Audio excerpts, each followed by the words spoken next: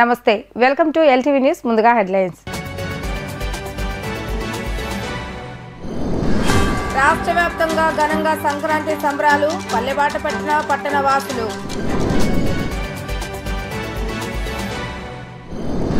CM నివాసంలో ఘనంగా సంక్రాంతి సంబరాలు, సాంప్రదాయ దుస్తులతో పాల్గొన్న ముఖ్యమంత్రి దంపతులు.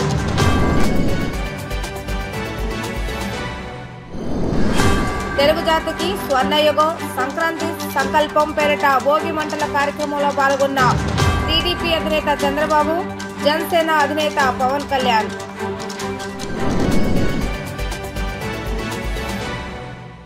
ఒక్కో పండుగకు ఒక్కొక్క ప్రత్యేకత ఉంటుంది. పండుగల అన్నింటిలో ప్రసిద్ధిగాంచిన పండుగ సంక్రాంతి. 3 రోజుల పాటు ముచ్చటగా జరిగే సంబరాలు అంబరాన్ని అంటుతాయి. ఆహ్లాదకరమైన గ్రామీణ వాతావరణంలో సంస్కృతి సాంప్రదాయాలతో సంతోషంగా సరదాగా సకల జనం జరుపుకునే సంక్రాంతిలో ఎన్నెన్నో ఇమిడి ఉన్నాయి.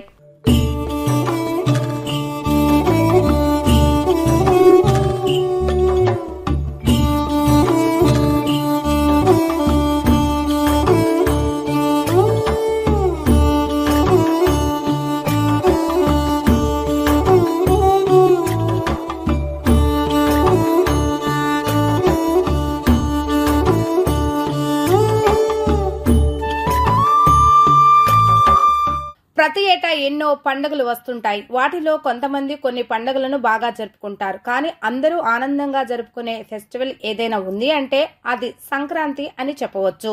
రైతుల పండుగగా పేరుగాంచినప్పటికీ సంక్రాంతి పండుగలో అందరూ భాగస్వాములవుతారు. ప్రతి ఏటా జనవరి నెలలో 13, 14, 15 లేదా 14, 15, 16లో సంక్రాంతి పండుగ వస్తుంది. భోగి, సంక్రాంతి, కనుమ పేరుతో 3 రోజుల పాటు జరిగే పండుగను తెలుగు రాష్ట్రాల్లోనే కాకుండా దేశవ్యాప్తంగా వివిధ పేర్లతో జరుపుకుంటారు.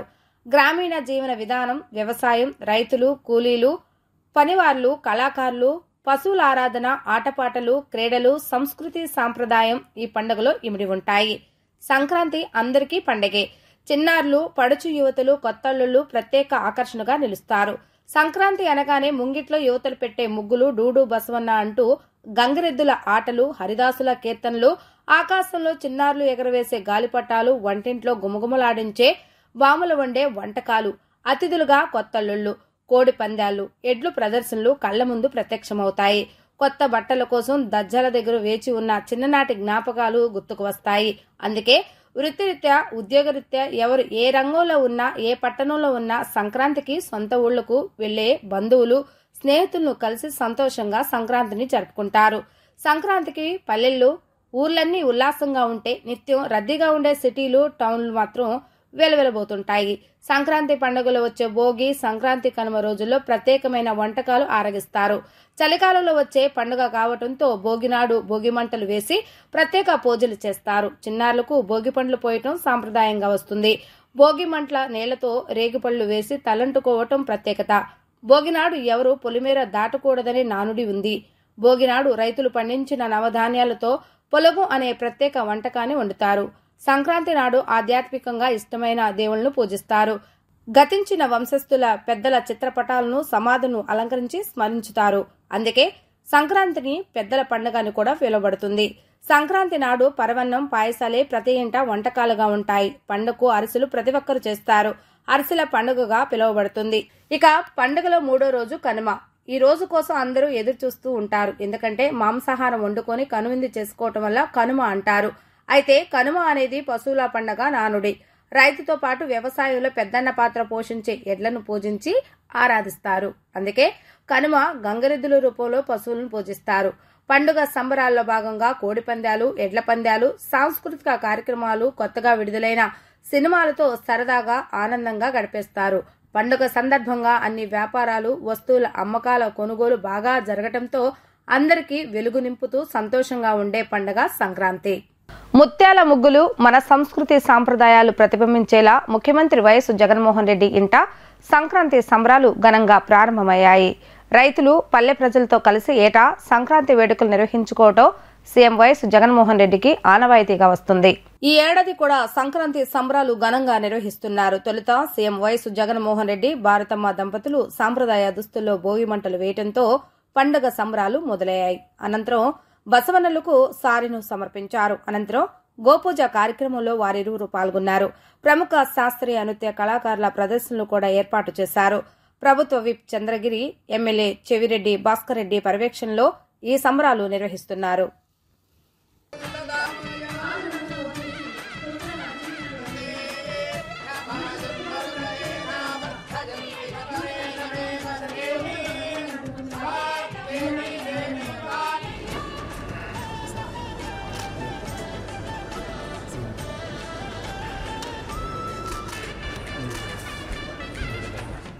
జగన్ సర్కార్కు కౌంట్ డౌన్ స్టార్ట్ అయిందని, రాష్ట్రానికి మంచి రోజులు వస్తున్నాయని చంద్రబాబు నాయుడు అన్నారు.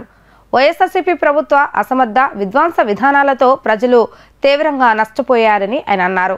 అమరావతి రైతులను అడుగడుగునా ఇబ్బందులకు గురి చేశారని, ఈ 5 సంవత్సరాలు వారికి చీకటి రోజులన్నారు. తెలుగు జాతికి స్వర్ణయుగం సంక్రాంతి సంకల్పం పేరిట భోగిమంటల కార్యక్రమంలో తెలుగుదేశం అధినేత చంద్రబాబు నాయుడు, జనసేన అధ్యక్షుడు పవన్ కళ్యాణ్ పాల్గొన్నారు. రాజధాని ప్రాంతమైన మందాడం గ్రామంలో భారీగా సంక్రాంతి సంబరాలు ఏర్పాటు చేశారు. చంద్రబాబు నాయుడు, పవన్ కళ్యాణ్ కు గంగిరెద్దులు, సంక్రాంతి ముగ్గుల పొంగిళ్లతో రాజధాని రైతులు స్వాగతం పలికారు. భోగి మంటలను ఇద్దరు నేతలు కలిసి వెలిగించారు. వైకాపా ప్రభుత్వ ప్రజా వ్యతిరేక నిర్ణయాల ఉత్తర్వులను చంద్రబాబు నాయుడు, పవన్ భోగిమంటలో తగలబెట్టారు. ఈ కార్యక్రమంలో పెద్ద ఎత్తున రాజధాని గ్రామాల ప్రజలు, ఇరు పార్టీల శ్రేణులు పాల్గొన్నారు. ఈ సందర్భంగా చంద్రబాబు నాయుడు మాట్లాడుతూ, మన రాజధాని అమరావతి, ఇది ఆంధ్రప్రదేశ్ ను సస్యశ్యామలం చేస్తుందని చంద్రబాబు నాయుడు స్పష్టం చేశారు. సంపద సృష్టించే కేంద్రంగా సంక్షేమ పాలన అందించేందుకు ఉపయోగపడుతుందని, జగన్ కు కోల్చటమే తెలుసు, నిర్మించడం తెలియదని ఎద్దేవా చేశారు. పోలీసులు ఎన్ని అడ్డంకులు సృష్టించినా అమరావతి రైతుల పోరాడాలని గుర్తు చేశారు. రాష్ట్రాన్ని పునర్నిర్మించుకోవాలని పిలుపునిచ్చారు. 32 రోజులుగా అంగన్వాడీలు పోరాడుతున్నా పట్టించుకోవటం లేదని ఆగ్రహం వ్యక్తం చేశారు. పండగ పూట కూడా వారిని రోడ్డుపై ఉండేలా చేశారని అన్నారు. వైసీపీ పాలనలో రైతులు చాలా కష్టాలు పడ్డారని, గిట్టుబాటు ధర లేదని, తుఫాను వచ్చి నష్టపోయినా జగన్ వారిని పట్టించుకోవటం లేదని ఆరోపించారు. యువతకు ఉపాధి అవకాశాలు లేకుండా పోయాయని, భవిష్యత్తులో నిరుద్యోగులకు ఉపాధి కల్పించే బాధ్యతను టీడీపీ, జనసేన తీసుకుంటాయని ఆయన ప్రకటించారు. 1-2 కాదు, పాత వస్తువులను భోగి రోజున మంటలేస్తా. చిన్నప్పుడు కూడా చూసేవాడిని నేను. పనికిరాని వస్తువులు, మన ఇంట్లో అడ్డంగా ఉండే వస్తువులన్నీ భోగిలో వేసి కాల్చేసి, అవసరమైతే అందులో నీళ్లు పెట్టి అవి కూడా బాగా కాల్చి స్నానం కూడా చేసి ఉండే పాపాలన్నీ వదిలించుకొని మళ్ళా పుణ్యంతో ముందుకు పోవాలని ఆశతో ముందుకు పోతాం. అందుకే ఈరోజు మీరు చూస్తే ప్రభుత్వ అసమర్థ విధ్వంస విధానాల వల్ల చీకటి జీవోలు. నేను 45 సంవత్సరాల రాజకీయాల్లో ఉన్నాను గాని నా జీవితంలో ఏ ముఖ్యమంత్రిని చూడలేదు.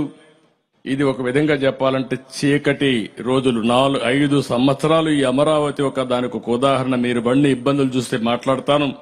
మీరు బండి ఇబ్బందులైతే పగవాడికి కూడా రాకూడదు. రాష్ట్రానికి అండగా ఉంటామని 35,000 ఎకరాలు భూమి మీరు రాజధానికి ఇచ్చారు. ఇంత ఉదారంగా వచ్చిన మిమ్మల్ని రాజధాని నిర్మాణంలో భాగస్వాములు చేసి పేదరిక నిర్మూలన ఏ విధంగా చేయగలుగుతామో దానికి నాందిగా అమరావతి కేస్ స్టడీగా ప్రపంచంలోని మిగిలిపోయేట్టుగా మనం ప్రారంభించాం. అది జరుగుంటే అదే జరిగేది, కానీ అది జరగలేదు. మళ్లీ ఆ చీకటి జీవోలన్నీ తగలబెట్టాం.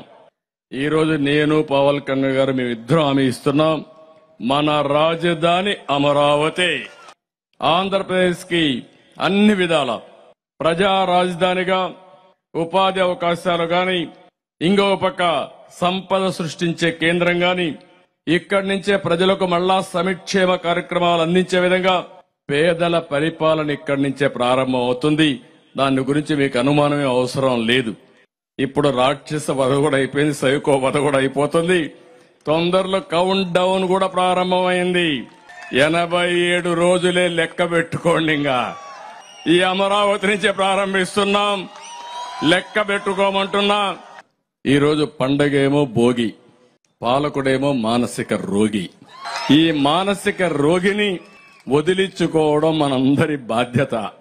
మరొక్కసారి happy Sankranti, happy Bhogi, happy Kanuma.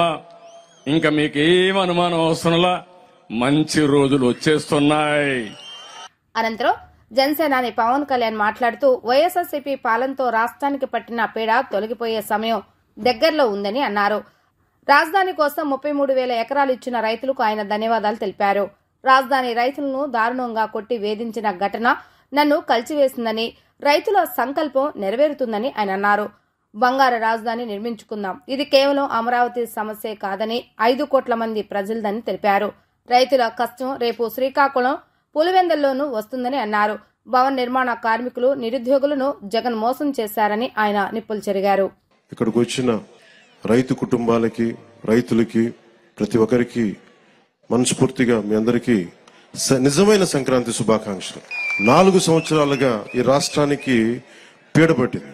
ఆ కీడుని, ఆ పీడని ఈ రోజున భోగి మంటల్లో కాల్చేసాం. ఈ రోజు నాకు మీ కష్టాలు తెలుసు. ఆ రోజున మన పార్టీ ఆఫీసుకు కూడా మీరు వచ్చి మీ మీద దాడి జరిగి మిమ్మల్ని లాఠీలతో కొట్టి రైతాంగాన్ని చాలా చాలా బాధ గురి చేసి నాకు కలిచివేస్తుంది. ఈ రోజున తెలుగుదేశం గాని జనసేన 2 కలిసి ఉన్నాయంటే మీ అందరి ఆవేదన, ఏడుపు ఆ రోజు నన్ను కలిచేసింది. మీకు ఏ ఉద్దేశంగా కోసం అయితే ఇచ్చారో ఆ ఉద్దేశం సంపూర్ణంగా నెరవేర్చేలాగా మేము కృషి చేస్తాం. బంగారు రాజధాని నిర్మించుకుందాం. ఇక్కడ ప్రతిసారి మీరు జై అమరావతి అన్నప్పుడల్లా ఒకటి గుర్తుపెట్టుకుని, మీరు ఆంధ్ర కోసం, మీరు 5 కోట్ల మంది ప్రజల కోసం మీరు ఈ రోజున రాజధాని ఇచ్చారు. జై అమరావతితో పాటు జై ఆంధ్ర నినాదాన్ని కూడా మీరు తీసుకెళ్లాల్సింది. ఎందుకంటే మీరు అన్నప్పుడల్లా మీరు ప్రజలకు తెలుస్తూ ఉంటుంది మీరు చేసిన త్యాగాలు. కేవలం జై అమరావతి అంటే ప్రజలకి, 5 కోట్ల మంది ప్రజలకి అర్థం కావట్లా. కేవలం అది అమరావతి సమస్య అనుకుంటారు. ఇది అమరావతి సమస్య కాదు, 5 కోట్ల మంది ప్రజల సమస్య. రైతు అని యువజన శ్రామిక రైతు కాంగ్రెస్ అని పెట్టుకున్నారు, కానీ రైతుకి ఏమాత్రం న్యాయం చేయని ఈ వైఎస్ఆర్సీపీ పార్టీ ముందుగా మీకు ద్రోహం చేశారు. భవన నిర్మాణ కార్మికులకి ద్రోహం చేశారు. మనకి డిఎస్సీ రిక్రూట్మెంట్ ఇవ్వలేదు. కానిస్టేబుల్స్ కి కనీసం సరైన ఉద్యోగ అవకాశాలు లేవు. ఏ విధంగా చూసినా ఉపాధి అవకాశాలు లేవు. ముఖ్యంగా మీరు గుర్తుపెట్టుకోవాల్సింది, ఆ రోజున మీకు కౌలు రావట్లేదు అంటే ఆ రోజున జనసేన మీకోసం ముందుకొచ్చి మీకు కౌలు పడేలా మీకు మీ తరపున మేము పోరాటం చేశాం. ఇంకొకసారి కనుక వైఎస్ఆర్సీపీ పార్టీ ఆంధ్రప్రదేశ్కి వస్తే ఇంకా మనం మర్చిపోవచ్చు దీని భవిష్యత్తు. చీకటి భవిష్యత్తు ఇది. ఆ చీకటి భవిష్యత్తు ఉండకూడదు, వెలుగు నింపాలి. అందుకని ఈ భోగి రోజున మనం జనసేన తెలుగుదేశంతో కలిసి ఒక సుస్థిరమైన ప్రభుత్వం స్థాపించాలి, మీకు బంగారు భవిష్యత్తు ఇవ్వాలని మనస్ఫూర్తిగా నేను మీ అందరికీ తెలియజేసుకుంటా ఉన్నాను. అంగన్వాడీలకు ఇచ్చిన హామీని అమలు చేస్తానని ముఖ్యమంత్రి జగన్మోహన్ రెడ్డి స్వయంగా ప్రకటించాలని సిపిఐ రాష్ట్ర కార్యదర్శి కె రామకృష్ణ డిమాండ్ చేశారు. రాష్ట్ర వ్యాప్తంగా 1,06,000 మంది అంగన్వాడీలను సంక్రాంతి పండుగకు దూరం చేసింది జగన్మోహన్ రెడ్డి అని ఆయన మండిపడ్డారు. ఈ సందర్భంగా సిపిఐ రాష్ట్ర కార్యదర్శి రామకృష్ణ మాట్లాడుతూ, ఇచ్చిన మాట అమలు చేసుంటే అంగన్వాడీలు రోడ్డెక్కేవారా అని ప్రశ్నించారు.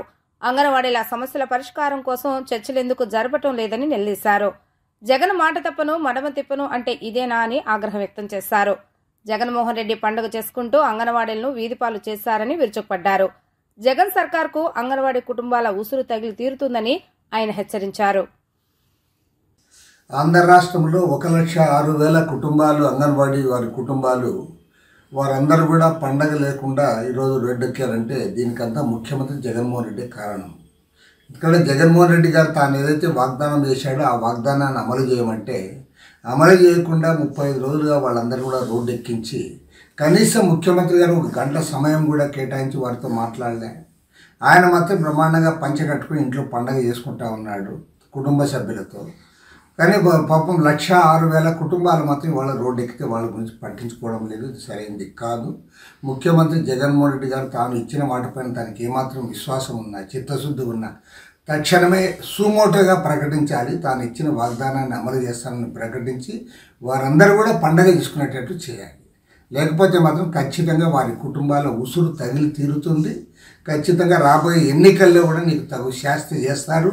ఈ కుటుంబాలే కాదు, వారితో పాటు వారి బంధువులు, అదేవిధంగా రాష్ట్ర వ్యాప్తంగా ఉన్న కార్మికులు, ఉద్యోగస్తులు అందరూ కూడా ఇవాళ చాలా బాధగా, కోపంగా ఉన్నారు. ముఖ్యమంత్రి గారు వెంటనే స్పందించి సుమోటోగా వారి సమస్యలు పరిష్కారం చేస్తామని సమ్మె విరమింపజేయాలని చెప్పి కూడా సిపిఐ తరఫున డిమాండ్ చేస్తాం. వార్తలు ముగించే ముందు హెడ్లైన్స్ మరొకసారి.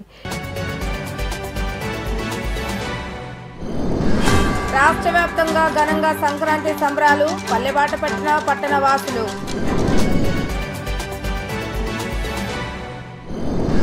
సీఎం నివాసంలో ఘనంగా సంక్రాంతి సంబరాలు, సాంప్రదాయ దుస్తులతో పాల్గొన్న ముఖ్యమంత్రి దంపతులు.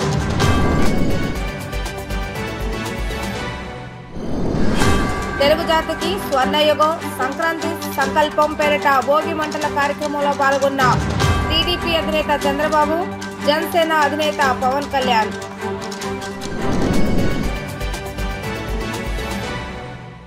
ఇవి ఈరోజు వార్తా విశేషాలు. తిరిగి ప్రసారమైన వార్తలు మళ్ళీ కలుద్దాం. అంతవరకు సెలవు. నమస్కారం.